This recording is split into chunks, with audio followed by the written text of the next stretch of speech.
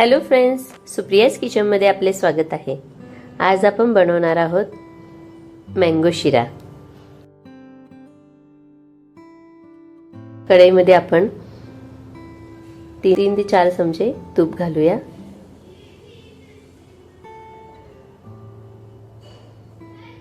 तूप चांगलं गरम झाल्यानंतर 1 वाटी रवा घालूया। रवा आपण व्यवस्थित भाजून घेऊया।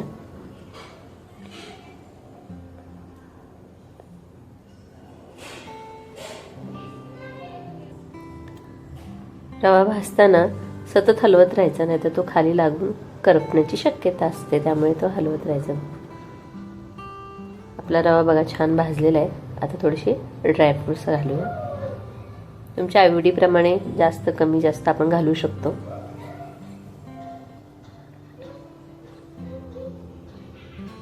आता आपण त्याच्यामध्ये 1 वाटी रवा घेतला तर 2 वाटी दूध घालूया आणि झाकून ठेवूया, म्हणजे त्याला थोडीशी वाफ बसेल।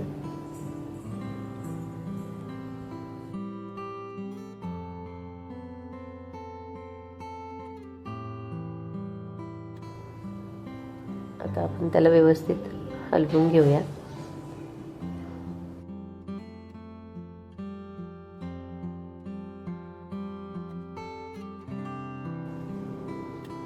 एक वाटी साखर घालूया।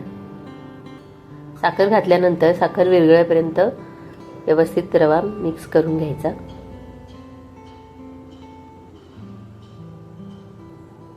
मनुके घातलेले थोडेसे।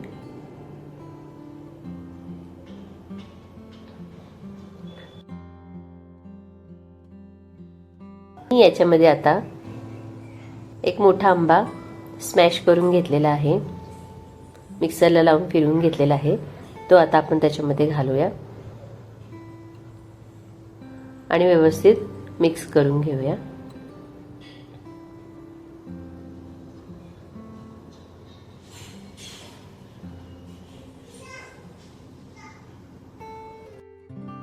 थोडीशी वेलची पूड घालूया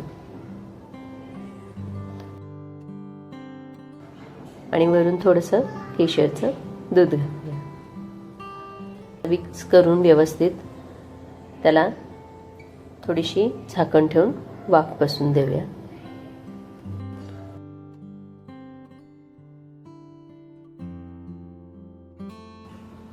बघा मस्त वाफ बसलेली आहे, साईडने तूप सुद्धा सुटायला लागलेलं आहे। आपला मँगो शिरा तयार झालेला आहे। आता आपण सुप्रियाज किचनच्या स्टाईलमध्ये त्याला सर्व करूया।